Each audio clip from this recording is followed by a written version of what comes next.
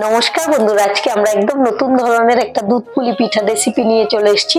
এটা বানানো খুবই সহজ, খেতে কিন্তু দুর্দান্ত হয়। তাহলে চলুন দেখে নিই আজকে রেসিপি। সবার প্রথমে এখানে নিয়েছি একটা নারকেল কোড়ানো। নারকেলের পরিমাণটা আপনারা কম বেশি করে নিতে পারেন। তার সঙ্গে নেব হাফ বাটি চিনি। এবার নারকেলের সঙ্গে চিনিটাকে মেখে নেব। আপনারা চাইলে কিন্তু এখানে গুঁড়ো নিতে পারেন, যেটা ভালো লাগে নিয়ে নেবেন। নারকেল আর চিনি খুব ভালো করে মেখে নিয়েছি। আর এদিকে গ্যাসে একটা কড়াই বসিয়েছি। এখন দিয়ে দেবো নারকেল কোড়ানো। গ্যাসের ফ্লেমটা লো টু মিডিয়ামে রেখেছি। এখন নেড়ে চেড়ে ভেজে নেব। এখন তো শুকনো আছে, একটু পরেই দেখবেন চিনিটা গলে ভিজে ভিজে ভাব হয়ে গেছে। কালারটাও কিন্তু চেঞ্জ হয়ে যাবে। 10 মিনিট নেড়ে চেড়ে ভাজার পর দেখুন কালারটাও চেঞ্জ হয়েছে, খুব সুন্দর একটা সেন্টও হয়েছে। আর আগের থেকে কিন্তু অনেকটাই আঠালো ভাব হয়ে এসছে। এখন কিন্তু আমাদের পুরটা একদম রেডি। আমি এটাকে নামিয়ে ঠান্ডা করে নেব। এখন গ্যাসে আরেকটা কড়াই বসিয়েছি। দিয়ে দেব জল। এবার দিয়ে দেব স্বাদ অনুযায়ী লবণ। জল কিন্তু খুব ভালো করে গরম হয়ে গেছে। আর এখানে নিয়েছি 1 বাটি শুকনো আতপ চালের গুঁড়ি। এই গুঁড়িটা অল্প অল্প দিয়ে আমি নাড়তে থাকবো। আর গুঁড়িটাকে আমি আগে থেকে খুব ভালো করে চেলে নিয়েছি। প্রথমে ভালো করে মিশিয়ে নেব, এরপর যদি দরকার পড়ে আমি বাদ বাকিটা দিয়ে দেব। এই সময় গ্যাসের ফ্লেমটা একদম লোতে রেখে দিয়েছি। এখন খুব ভালো করে মিশিয়ে নিচ্ছি। চালের গুঁড়িটা কিন্তু খুব ভালো করে সেদ্ধ হয়ে যাবে এভাবে যদি জলের মধ্যে দিয়ে নেওয়া যায়। আমি যতটুকু চালের গুঁড়ি নিয়েছিলাম এখানে কিন্তু লেগে যাবে, অনেকটাই ভিজে ভিজে ভাব রয়ে গেছে। বাদ বাকি চালের গুঁড়িটাও দিয়ে দিচ্ছি। এখন খুব ভালো করে মিশিয়ে নেব। খুব ভালো করে ডোটাকে মিশিয়ে নিয়েছি। এখন কিন্তু আমাদের ডো একদম রেডি। এবার গ্যাসটাকে অফ করে দেবো আর এটাকে মিডিয়াম ঠান্ডা করে নেব। ডোটা মিডিয়াম ঠান্ডা হওয়ার পর একটা বড় বাটিতে নামিয়ে নিয়েছি। এখন এটাকে খুব ভালো করে মেখে নেব। আর কতটা সফট হয়েছে দেখুন, খুব ভালো করে কিন্তু সেদ্ধও হয়ে গেছে। এভাবে ডলে ডলে খুব ভালো করে মেখে নেব, তাহলে কিন্তু পিঠাগুলো খুব সফট হবে, খেতেও ভালো লাগবে। দেখুন আমি ডোটাকে খুব ভালো করে মেখে নিয়েছি। আমি হালকা চালের গুঁড়ি ছিটিয়ে মেখে নিয়েছি। আমি হাতটা ধুয়ে পরিষ্কার করে দিয়েছি। এখন অল্প ডো নিয়ে নেব আর শেপ দিয়ে নেব। আমি এতটুকু নিলাম, প্রথমে গোল করে নেব। প্রথমে 2 হাত লাগিয়ে গোল করে নিয়েছি। আর এখানে নিয়েছি শুকনো চালের গুঁড়ি, হাতে একটু লাগিয়ে নেব। এবার বাটির মতো শেপ দিয়ে নেব।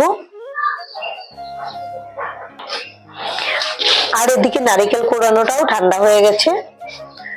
আর দেখুন কতটা সুন্দর হয়েছে নারকেলের আঁশটা। হালকা চাপ দিলেই কিন্তু শক্ত হয়ে যাচ্ছে। এখন আমি এর মধ্যে ভরে দেব আর এটাকে সব দিক থেকে এভাবে নিয়ে আসব। খুব ভালো করে আটকে দেব যেন পুরটা বেরিয়ে না যায়। ভালো করে সিল করে দিলাম। এখন 2 হাত লাগিয়ে শেপটা দিয়ে নেব। প্রথমে গোল করে নিচ্ছি। আর আপনারা আপনাদের পছন্দ অনুযায়ী যেরকম ভালো লাগে শেপটা দিয়ে নেবেন। আমি এই যে সাইডগুলো একটু চোখা করে নিচ্ছি। এই যে দেখুন একটা শেপ দেওয়া হয়ে গেছে। আর এভাবে আমি বাদ বাকিগুলো শেপ দিয়ে নেব। আমাদের সবগুলো পিঠার শেপ দেওয়া হয়ে গেছে। আর এই যে দেখুন শেপ দেওয়ার পরে এরকম হয়েছে। আপনাদের যদি ভালো লাগে এভাবে বানাতে পারেন। এখন গ্যাসে একটা কড়াই বসিয়েছি।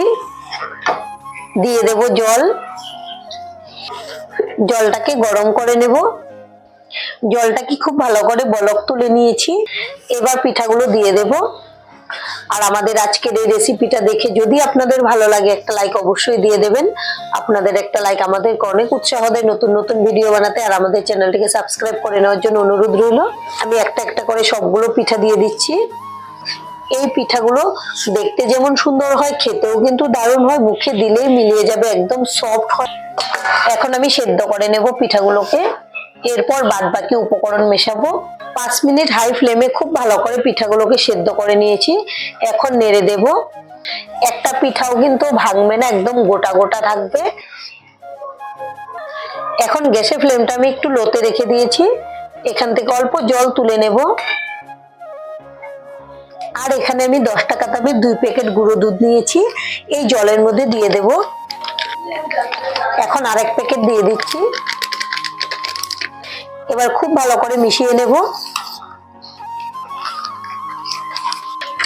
আমি দুধটাকে খুব ভালো করে গুলিয়ে নিয়েছি। আর ওদিকে আমাদের পিঠাও 80% এর মতো সেদ্ধ হয়ে গেছে, আমি চেক করে নিয়েছি। জলটা কিন্তু আগের থেকে অনেকটাই ঘন হয়ে এসছে আর শুকিয়েও গেছে। গ্যাসের ফ্লেমটা আবার লোতে করে দিয়েছি। এখন দুধটা একটা ছাঁকনি দিয়ে ছেঁকে দিয়ে দেব। এর মধ্যে গুটি থাকলে কিন্তু ভালো করে মিশিয়ে দিয়ে দেওয়া যাবে। এখন একটু এভাবে ডলে দেব। এখন খুব হালকা হাতে নেড়ে দেব। আর এখানে নিয়েছি হাফ বাটি চিনি, তার সঙ্গে নিয়েছি 4টা এলাচ। এলাচগুলোকে আমি থেতো করে নিয়েছি, তাহলে খুব সুন্দর একটা সেন্ট হবে পিঠাতে। আর আপনারা যদি বেশি মিষ্টি খেতে পছন্দ করেন, এখানে 1 বাটি চিনিও দিয়ে দিতে পারেন। মানে আপনারা যেরকম মিষ্টিটা খেতে পছন্দ করেন সেই বুঝে দিয়ে দেবেন। এখন খুব ভালো করে জাল করে নেব আর একটু নেড়ে মিশিয়ে দিচ্ছি।